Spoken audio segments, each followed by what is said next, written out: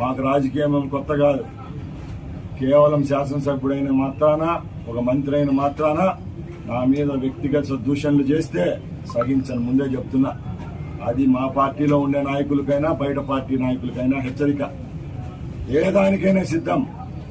నేను అట్లా భయపడే వ్యక్తిని కాదు. జగన్మోహన్ రెడ్డినే 4 సంవత్సరాల ముందు వ్యతిరేకించి బయటకు వచ్చినోంది.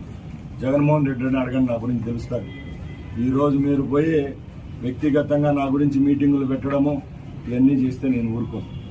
ఈ రమేష్ రెడ్డి విషయానికి వస్తే, ఏ రోజు నువ్వు గొప్పలు చెప్పుకుంటున్నావు, నన్ను దొంగ అన్నావు, నాకు నా చిన్నమన్యం మండలంలో 4,000 మెజార్టీ ఇచ్చినారంటావు. రే వెధవా, తప్పట్లు కొట్టించుకునే దానికి మాట్లాడద్దురా వెధవా నువ్వు.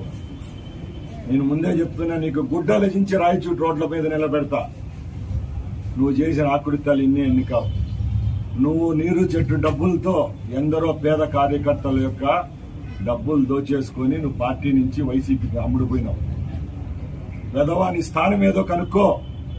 నీ స్థానం కనుక్కోరా ఫస్ట్. నువ్వు నీ పార్టీలో నిన్ను పార్టీలో చేర్చుకునేదానికి కూడా ఇష్టం లేకపోతే నీ బంధువుల ద్వారా రాయబారం నడిపి నువ్వు పార్టీలో చేరినోని. ఖబర్దార్ చెప్తున్నా, తెలుగుదేశం పార్టీ పక్కన పెట్టు, వైసీపీ పార్టీ పక్కన పెట్టు.